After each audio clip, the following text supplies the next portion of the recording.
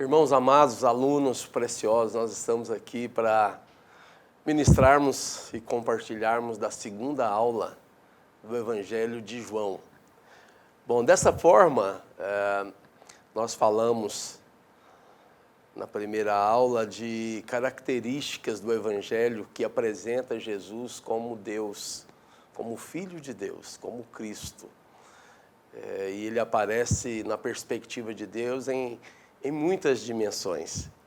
E hoje nós vamos compartilhar da chegada do reino dos céus. Nós fomos chamados para desempenhar um ministério semelhante ao de João Batista. Às vezes nós olhamos para os homens de Deus, constituídos por Deus, e que foram registrados o seu testemunho, a sua obra, o seu ministério na Bíblia, e nós nos sentimos tão distantes deles, né? Mas hoje eu estou aqui para te dizer que quanto a João Batista e a todos que eu falar para você, você tem semelhanças com esses homens, porque como Deus os escolheu, escolheu você também. E João Batista, dessa forma, ele entra nessa galeria na qual você está. E você entrou na galeria dos grandes heróis da fé. Os heróis da fé, hoje, tendo o testemunho registrado, já tiveram o seu tempo e a sua história em Deus. E Deus está constituindo a sua agora. Deus está elegendo você como um grande herói da fé. Você não tem noção. E Romanos 15:4 diz que o que antes foi escrito, para o nosso ensino foi escrito, para que, pelas orientações das Escrituras, tenhamos esperança. Então, vamos lá. Dessa forma, o testemunho e o ministério de João Batista era preparar o caminho de Jesus, era apontar que o Cordeiro de Deus estava já pronto para dar o seu testemunho e trazer a glória de Deus. E o Cordeiro de Deus, nada mais, nada menos, era que o próprio Cristo, o Filho de Deus, era o Deus que havia se encarnado. Deus, ele estava respondendo a um questionamento de Jó, do próprio Jó, quando ele estava no auge do seu teste, da sua crise, vamos dizer assim. Ele falou para Deus assim: olha, o Senhor não tem noção do que é sofrer a canseira dos mortais. O Senhor não sabe o que é estar por detrás de duas órbitas oculares. Deus responde a essa, vou chamar de acusação de Jó. Era como se Jó tivesse dito para Deus: o Senhor fica no bem bom, o Senhor usou a vida com a qual o Deus vive. E eu aqui fico sofrendo a canseira dos mortais, as fadigas daqueles que nascem como homem. Deus respondeu a essa acusação, deitando na mesa da pesquisa, da dissecação do homem. E ele aprendeu o que é ser homem nas terras áridas da Palestina. Colossenses 2:9 diz que em Cristo habita corporalmente a plenitude da divindade. Por que isso? Porque na eternidade passada aprove Deus convergir em Cristo a plenitude da divindade, porque Deus queria alcançar o homem. Isso é dispensação. O que Deus fez? Deus se tornou homem e viveu como homem, aprendeu o que é ser homem. É por isso que no futuro, como está escrito em Apocalipse, está escrito que o Cordeiro nos apacentará. Por quê? Porque ele é cordeiro, como nós somos cordeiros. Mas ele é o Cordeiro de Deus que tira o pecado do mundo. Ele é o Deus perfeito que se fez homem. Então preste atenção nisso. Deus aprendeu por aquilo que sofreu. Ele se submeteu a tudo que é humano. Ele andou segundo as regras do homem. Ele obedeceu à lei dos homens. Deus, isso é espetacular, sobrenatural. Deus se submeter ao homem. E às vezes nós não queremos nos submeter. Deus se submeteu plenamente. Por que eu e você não vamos nos submeter? Jesus recebeu todas as coisas porque ele se tornou o servo humilde, que se submete. Deus, essa é a grandeza de Deus. um princípio de vida que governa o céu é o princípio da cruz, é o princípio da submissão, da lealdade, da honra. Nós temos que aprender com o Senhor. Dessa forma, avançando com você, João Batista anunciou a primeira vinda de Jesus. E nós estamos aqui preparando a igreja e o mundo para a sua segunda vinda. Preste atenção em algo. João Batista, ele preparou o caminho do Senhor, sendo apenas uma voz clamando no deserto. E aí eu digo para você, os fariseus tinham uma expectativa. Os fariseus, eu os coloco aqui como os líderes principais da religião judaica, do judaísmo. E eles tinham expectativa que Jesus viesse como um homem, vamos dizer assim, como Elias, um líder revolucionário, ou seja, poderoso como Moisés em palavras e em obras. Interessante. Aos 40 anos, Moisés era poderoso em obras e poderoso em palavras. Ele era articulado nos argumentos, mas também era articulado na mobilização. Ele não só falava, mas ele realizava. O que Deus fez com Moisés? Você está achando que Deus usou esse poder de Moisés? Às vezes você vê os grandes feitos de Moisés e relaciona isso à grande competência mencionada sobre Moisés em Atos capítulo 7, que foi citada por Estevão, no ato naquele momento preliminar, às vésperas do seu apedrejamento. Olha, lembre-se que quando você quer servir a Deus, não é na força da habilidade humana.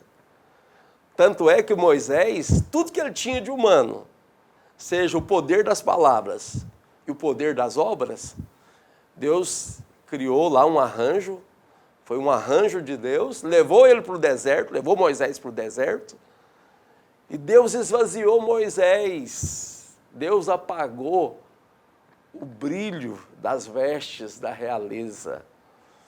Às vezes você pensa que os grandes feitos de Moisés foi porque ele foi criado em toda a ciência do Egito. Não é por isso. Hoje Deus está perguntando, com qual força você quer realizar para Deus? Como um proeminente orador, proeminente médico, um proeminente advogado, um grande profissional em qualquer esfera da vida humana? Não, não. Olha, o Senhor nos chamou para sermos uma voz, para que a primazia da glória seja única e exclusivamente de Cristo. Dito isso, deixa eu avançar aqui com você. Ele é uma voz clamando no deserto. E aqui tem algo que nós precisamos de ter no nosso coração. A religião é inimiga de Cristo. E aí nós temos que eliminar a religião da nossa vida. Não foram os políticos que crucificaram a Cristo, foi a religião. Foi a religião que matou o Senhor Jesus. Hoje, vou dizer, nos dias atuais, os maiores os maiores obstáculos do mover de Deus é a religião. São os líderes, os próprios líderes religiosos. Com todo respeito aos homens de Deus, mas tem muitos líderes religiosos que são mais impedimento para a obra de Deus do que o mundo e o próprio diabo. Olha, isso é muito sério. Eu falo isso com muito temor no meu coração. E aí, os versículos do capítulo 1, 24 a 28, eles falam de João preparando o caminho do Senhor. Diz assim, os que haviam sido enviados eram de entre os fariseus. E perguntaram-lhe, estavam querendo saber a origem do ministério, com que autoridade João Batista pregava o seu ensino. E eles perguntaram também, versículo 25 do capítulo 1 de João, e perguntaram-lhe, então, por que batiza se não é o Cristo, nem Elias, nem o profeta? É o que respondeu João: eu batizo com água, mas no meio de vós já está aquele, né? Ele está querendo dizer isso. Está quem vós não conheceis, o qual vem após mim, do qual não sou digno de desatar-lhes as correias das sandálias. E essas coisas se passaram em Betânia, do outro lado do Jordão, onde João estava batizando. Digo para você, a primeira obra do Senhor foi resolver a separação do homem de Deus por causa do pecado. Nós somos agora o povo da reconciliação. Eu vou chegar nesse ponto que é muito importante falar sobre isso. Nós fomos chamados para preparar o caminho do Senhor. A sua vida aqui, às vezes você está pensando que está apenas fazendo um seminário à distância, pelo telepresencial, mas Deus está pensando coisas que vão muito além daquilo que você jamais imaginou. Deus te constituiu como alguém para preparar o caminho do Senhor na vida de muitas famílias. Deus te escolheu como instrumento da mudança do destino eterno de uma quantidade de pessoas que você não tem noção. E você faz isso preparando o coração dessas pessoas para que elas recebam Jesus de todo o coração. Isso é a preparação do caminho para o Senhor Jesus. E aí tem uma outra questão. João Batista foi quem apresentou a Jesus como o Cordeiro de Deus. Nós mostramos Jesus como o Cordeiro de Deus, que tira o pecado do homem. Os dois grandes problemas, os problemas maiores do universo, é o pecado e o diabo. O Cordeiro de Deus, Jesus, ele já resolveu o problema do pecado. E a questão do diabo não é o mérito, não é o conteúdo do nosso assunto, mas só uma abordagem pequena. A questão do diabo, Deus nos encarregou, a mim e a você. Na última aula eu falei sobre a armadura de Deus, que a única coisa que você faz é preservar a vitória que Cristo conquistou na cruz. É a vitória do pecado.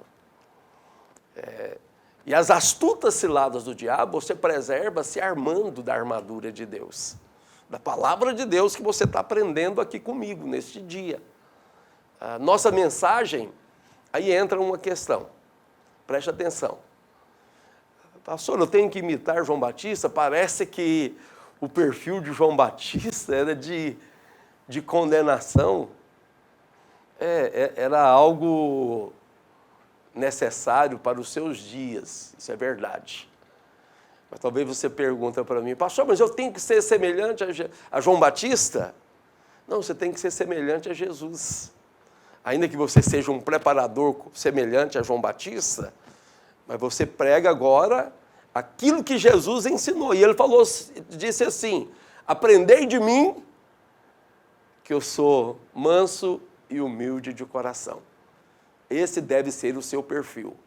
Bom, e aí apresentamos Cristo como o gentil e manso Cordeiro de Deus. Da mesma forma você se apresenta com gentileza. Quando a gente vê pecados terríveis, né, abomináveis, o aumento da perversidade sexual no mundo inteiro, o aumento da corrupção, o aumento de coisas que você sabe que causam um grande dano à humanidade, você fica, às vezes, ávido por justiça, por juízo. Mas não é essa a mensagem que o Senhor recomendou para mim e para você. Nós somos o povo da reconciliação. Desculpa. Como assim, pastor, nós somos o povo da reconciliação? O povo da reconciliação aponta o Cordeiro que tira o pecado do mundo. Porque, eu vou escandalizar você, nenhum homem sobre a face da terra está debaixo de condenação. Não, toda condenação já veio sobre Cristo. Ah, mas Deus não está imputando culpa? Deus não está considerando que eles são pecadores? Não, não são pecadores. São pecadores, mas não tem condenação sobre eles. A condenação está sobre Cristo. Ah, onde está escrito isso? 2 Coríntios 5,19. Eu leio com você. Você pode abrir a sua Bíblia. A saber que Deus estava em Cristo reconciliando consigo o mundo, não imputando aos homens as suas transgressões. Está muito claro. Deus não está imputando aos homens as suas transgressões. E nos confiou por isso a mensagem, a palavra da reconciliação. Através do Cordeiro. Nós apontamos Cristo assim, dessa maneira. Nós apresentamos o Cordeiro de Deus que tira o pecado do mundo. E é assim. Qual que tem que ser a abordagem das nossas ministrações, da pregação do Evangelho? Olha, nós somos filhos da reconciliação. Deus nos constituiu como embaixadores. É como se nós pregássemos, é o que está escrito lá, em 1 Coríntios 5, versículo 20. Olha, é como se nós pregássemos, rogo-vos, pois, que vos reconcilieis com Deus. Versículo 21, porque aquele que não conheceu o pecado, se fez pecado na cruz do Calvário, para que nós fôssemos feitos justiça de Deus. Esse é o conteúdo da nossa mensagem. Bom, e avançando, ministrando Jesus, João Batista também, em quarto lugar, se manifestou, ministrando Jesus como ungido que batiza com o Espírito Santo.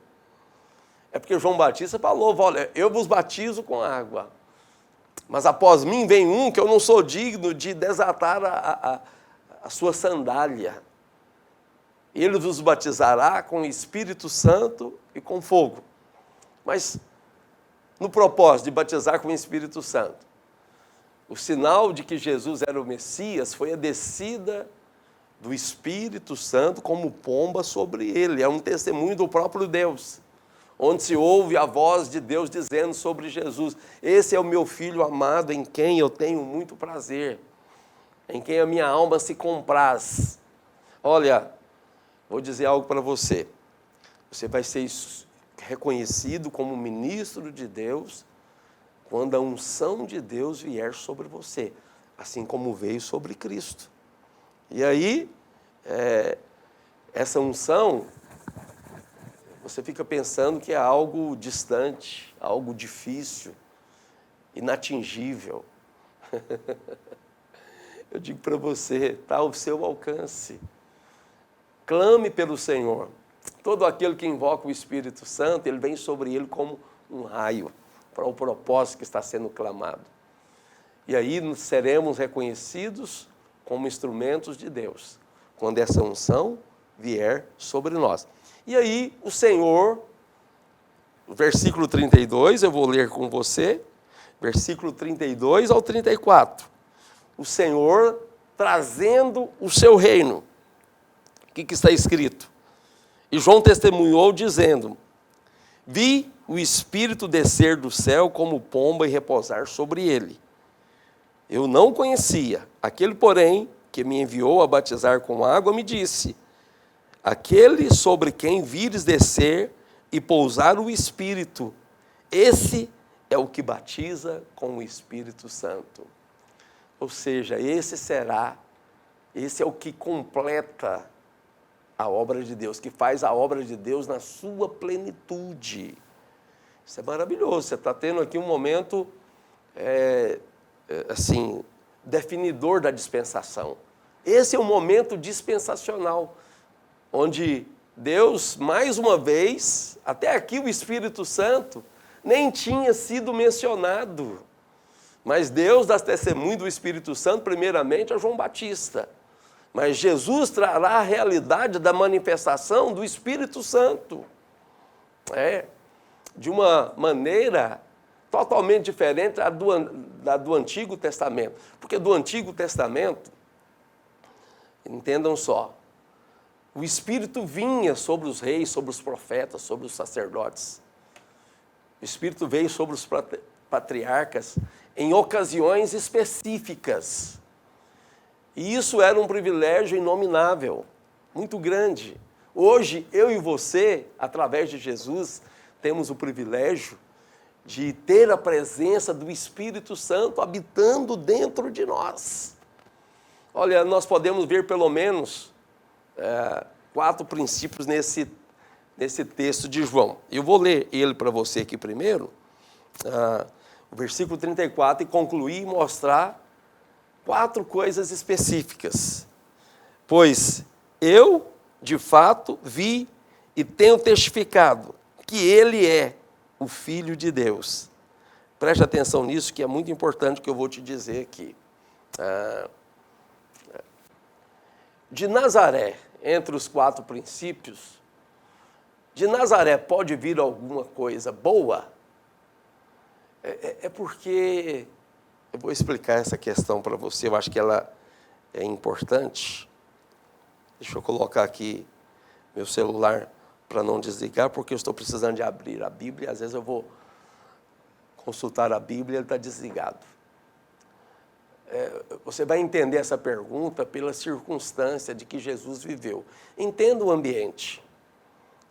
Quando José e Maria foram morar em Nazaré, eles eram de lá, estavam morando lá, em Nazaré tinha o maior quartel das guarnições e legiões romanas.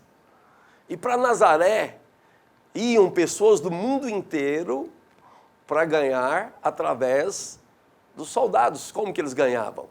Olha, tinha dezenas de milhares de soldados lá, o comércio era ativo. O comércio era algo efervescente, o mercado ali, tudo que você levava para vender, vendia. Bem assim, iam as prostitutas do mundo inteiro para ganhar a vida através dos soldados ali. E era uma cidade considerada uma cidade que tinha muitos filhos bastardos. Porque na época, como você sabe, deve saber, não tinha a provisão de métodos contraceptivos. Então as prostitutas geravam filhos de maneira indefinida. E você sabe que quando Natanael perguntou, pode alguma coisa boa vir de Nazaré?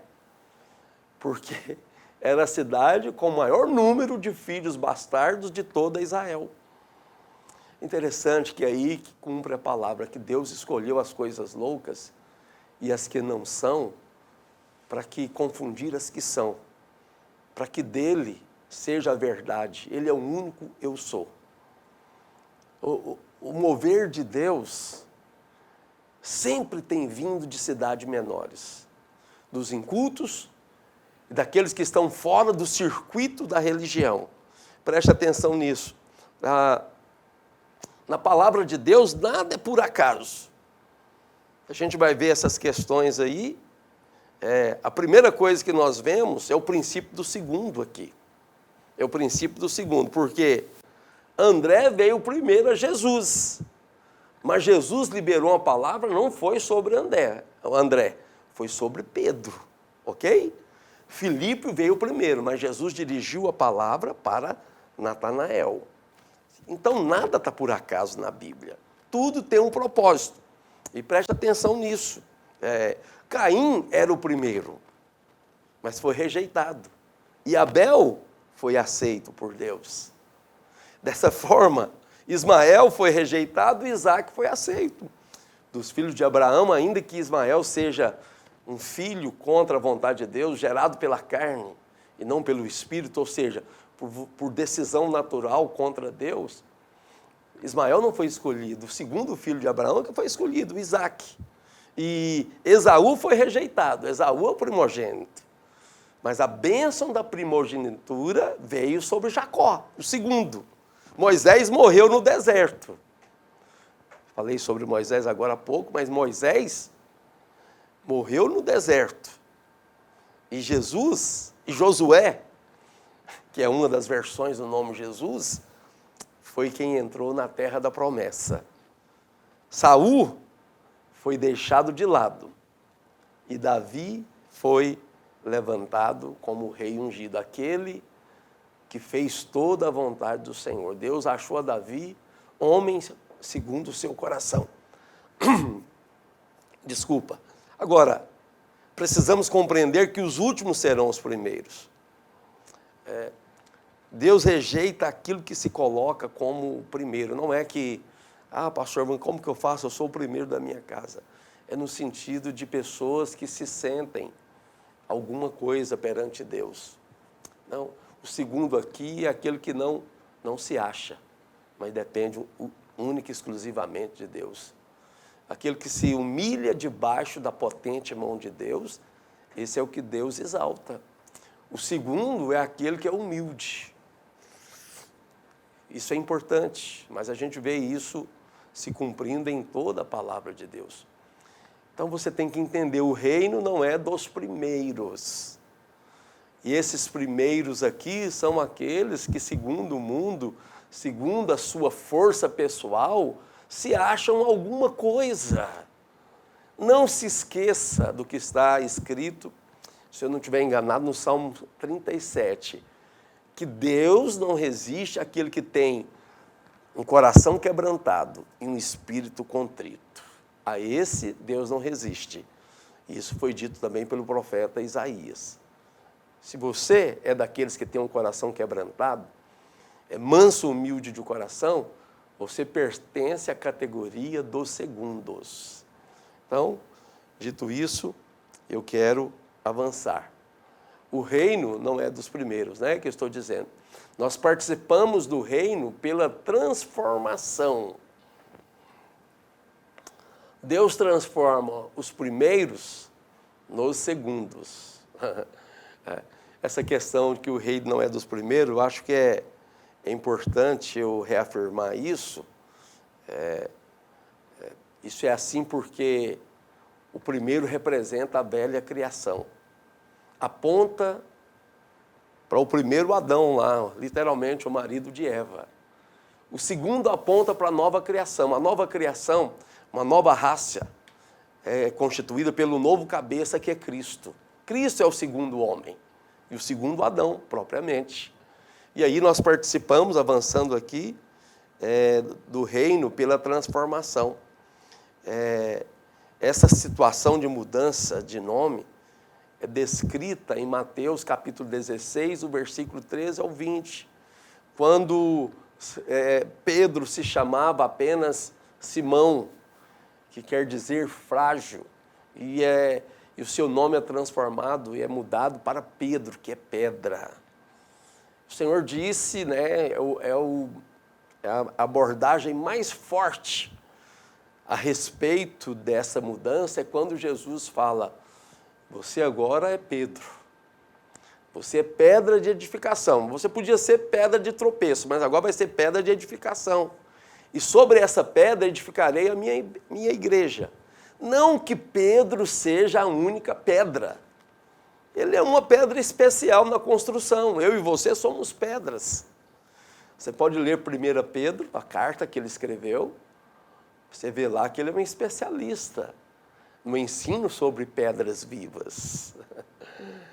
Lá é que diz que nós somos pedras vivas e somos edificados e crescemos para sermos edifícios de Deus. Ok? E Pedro recebe essa mudança. Isso descreve, na verdade, dá uma descrição de transformação. Nós somos pedras vivas, no edifício vivo de Deus, que é a igreja. Olha, essa transformação também, você pode fazer uma abordagem, uma aplicação de analogia, dizendo que nós estamos sendo lapidados para sermos pedras para Deus e edificados como casa do Senhor. Avançando aqui, nós participamos do reino também, o reino sendo o céu aberto. A palavra que Jesus liberou a Natanael mostra a realidade do reino e refere-se, faz uma alusão à visão, a primeira visão da casa de Deus, eu diria a primeira visão da igreja sendo edificada, que aconteceu lá em Gênesis 28, os versículos 12, 16, 17, 18 e 19.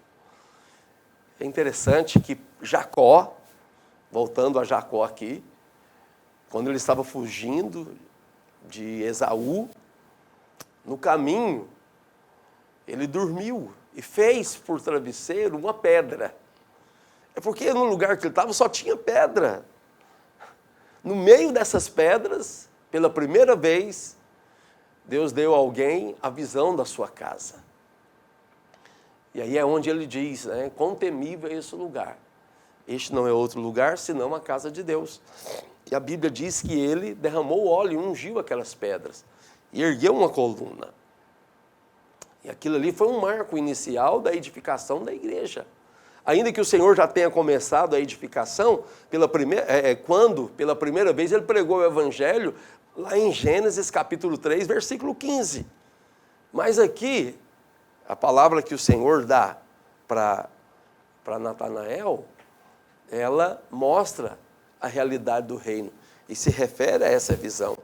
É interessante que Jacó chamou ao lugar da visão de Betel, que quer dizer casa de Deus.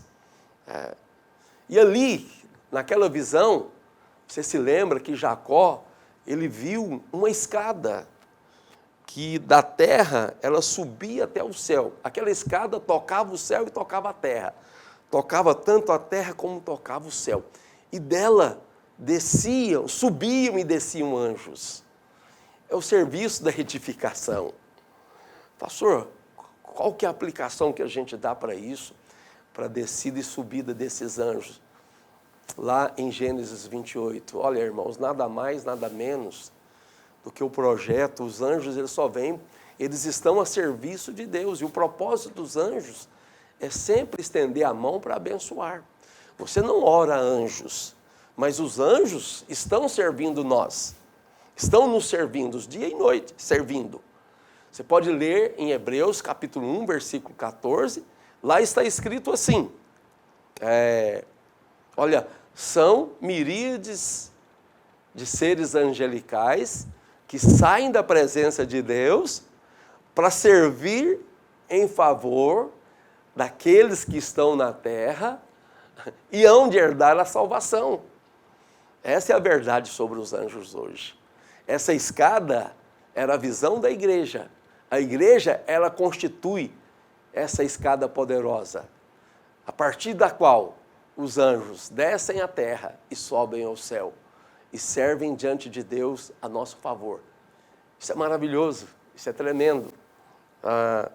E avançando aqui, deixa eu avançar aqui, essa questão do céu aberto, sendo filho de Deus e filho do homem, para trazer o reino.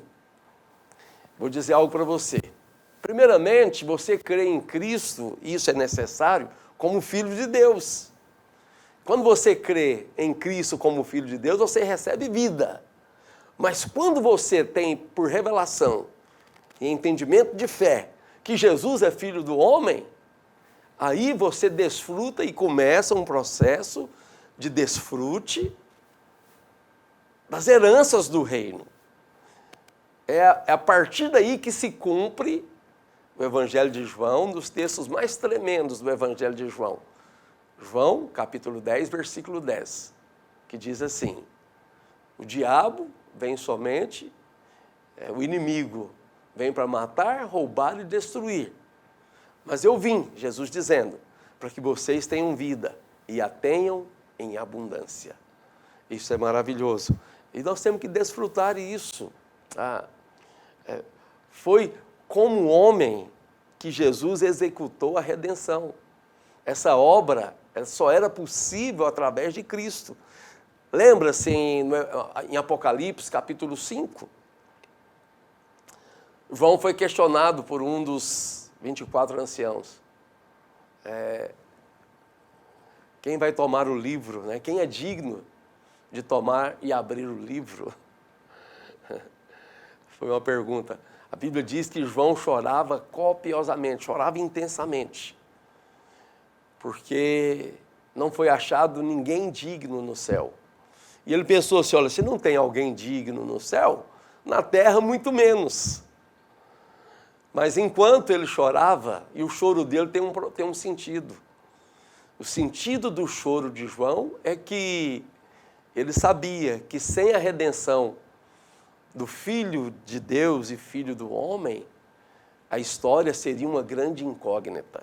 Sem a redenção do Filho de Deus, a história não tinha propósito, não poderia consumar o seu propósito eterno.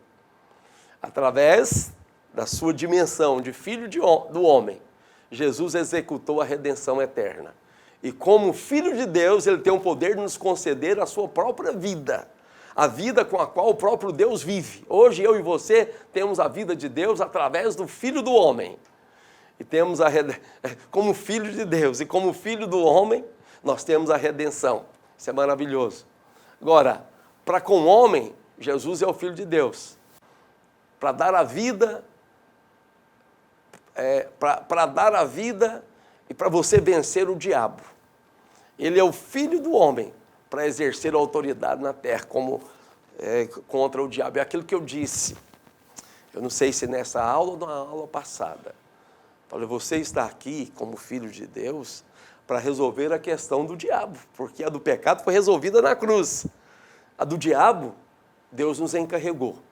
Agora, como Filho do homem, Jesus agora pode exercer a autoridade na terra. A Bíblia diz que ele venceu o pecado na cruz, ele venceu o diabo, venceu a morte. E ele tem a chave do inferno, da vida e da morte. E ele recebeu toda a autoridade no céu e na terra. Assim, nós temos a vida de Deus, somos seus filhos. Somos divinos e humanos. E como filhos de Deus podemos exercer a autoridade contra o diabo. Isso é fundamental para compreendermos que o propósito de Deus, ele tem que cumprir essas coisas, esses requisitos da palavra de Deus. E essa compreensão, ela é fundamental. Eu digo para você, em nome do Senhor Jesus, que você tem toda a autoridade. Eu estou ainda abordando uma fase bem inicial da vida de Jesus. Eu estou lançando um panorama geral do ministério terreno de Jesus e do seu alcance eterno. A redenção, ela estabelece fundamentos eternos. Às vezes nós chamamos a redenção, e é de fato, como uma correção de rota, mas essa redenção, ela dispensacionalmente, em termos de dispensação, ela lança um novo conceito no nosso entendimento sobre a revelação de onde Deus quer chegar. A redenção nos ensina de onde nós viemos, o que aconteceu no passado, o que está acontecendo no presente e o que vai acontecer no futuro. Dessa forma, Jesus, ele é a base de tudo. Ele é o protótipo perfeito, mas ele é o alicerce sobre o qual Deus está constituindo o seu propósito eterno. As pessoas gostam de questionar e perguntar. Mas Gênesis capítulo 6, lá diz que Deus se arrependeu de ter feito o homem. Escute aqui. O arrependimento de Deus lá não é do tipo de que ele se achou ou se viu surpreso por ter cometido um erro. Não é isso. Vou dizer algo para você. O arrependimento de Deus lá é que ele ficou triste com o que aconteceu. O homem se desviou completamente de Deus. E, a não ser Noé, ninguém foi achado digno de tocar para frente o projeto de Deus. A Bíblia diz que Noé andava com Deus. É como se pudéssemos dizer. No Novo Testamento é o seguinte: Noé andava no Espírito. Olha, aquele que anda no Espírito não vive debaixo da lei. Esse agrada a Deus, porque os que vivem na carne não podem agradar a Deus. E Noé achou graça diante de Deus para dar continuidade ao propósito eterno. Tanto é verdade que Deus não se arrependeu, que através de Noé, Deus pôde preservar a humanidade. E tanto é que Deus não se arrependeu de ter feito o homem, que hoje eu estou aqui pregando para você e você está aí me ouvindo. E a humanidade, os homens na Terra, já passam de 7 bilhões e 300 milhões de homens e mulheres em toda a Terra. Isso é um testemunho inegável que Deus não se arrependeu. Olha, a obra redentora de Cristo na cruz do Calvário é o maior testemunho, é o maior mover da história. Eu relacionaria os maiores moveres da terra, o nascimento de Jesus, é Deus se transformando em homem, é Deus se humanizando, é a divindade se tornando homem. E na cruz do Calvário, Jesus vencendo eternamente, resolvendo todos os problemas, o pecado, o diabo e a morte. Dessa forma, a cruz é o grande testemunho. Jesus é o grande testemunho de que Deus não se arrependeu, mas que Ele quer que todos se salvem e cheguem ao pleno conhecimento da verdade. Eu termino essa aula dizendo para você que tem muito mais. Nos próximos dias que estaremos juntos, nós, pelo Espírito Santo, nós vamos mergulhar em águas profundas da revelação da palavra. E Deus vai trazer coisas ricas e tremendas.